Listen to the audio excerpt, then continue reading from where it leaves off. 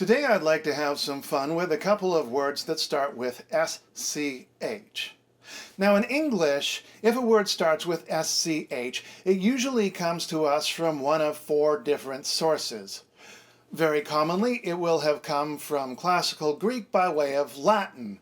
So in Classical Greek, it's pronounced sch, and then it went into Latin, got written as SCH, and pronounced sk, and you get words like schizophrenia. Second possible source is Italian. Now you might think, well, Italian, that comes from Latin, right? But no, there are a lot of Italian words that didn't come from the Greek-Latin pipeline that have SCH just because they write the H to keep you from saying it sh before an E or an I. So for instance, scherzo, not scherzo or scherzo, scherzo, and bruschetta, not bruschetta. Third possible source is Dutch. And in Dutch, it's sche. So in English, again, we get it as ska, as in, for instance, schooner.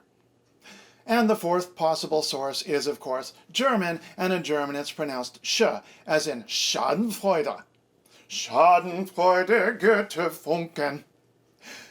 So anyway, in English, therefore, we have three main sources that tend towards pronouncing it ska, and a fourth source that tends towards pronouncing it sh, and for some reason we tend to assume as the default that it's sh.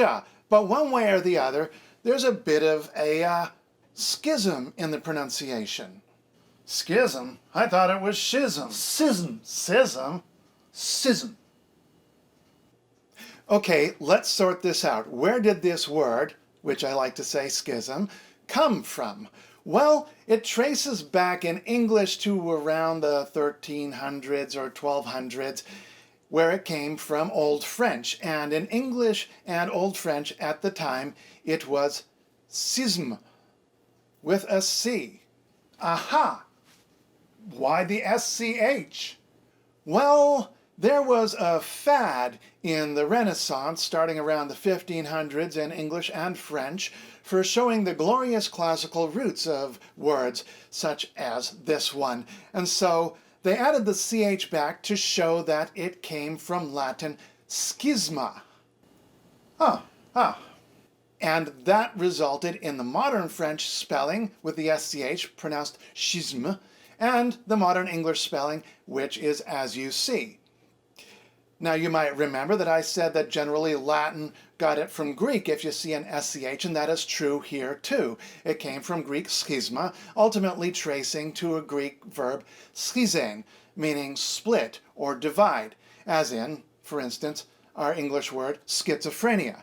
Now why we say the Z as z and not z is a whole other subject. Now that Greek verb schizein also gave birth to a number of other words, one of which was scheda, for a strip of papyrus. That came into Latin as scheda, and then when they wanted to talk about a little strip, it became schedula. That moved forward in much the same way as schisma to become Old French cédule, which came into English as cédule. And then in the 1500s, they added the CH, which gave us modern English schedule, as I like to say it, or schedule, but not cedule. The thing is, it was pronounced cedule right up to the year 1800. The other pronunciations were less common variant pronunciations, but somewhere in the 1800s, the pronunciation cedule just fell by the wayside. And people tended to say it either schedule, in accordance with the Latin root, or schedule to match the French way and the way it sort of looked to, you know, people who are used to the German standard.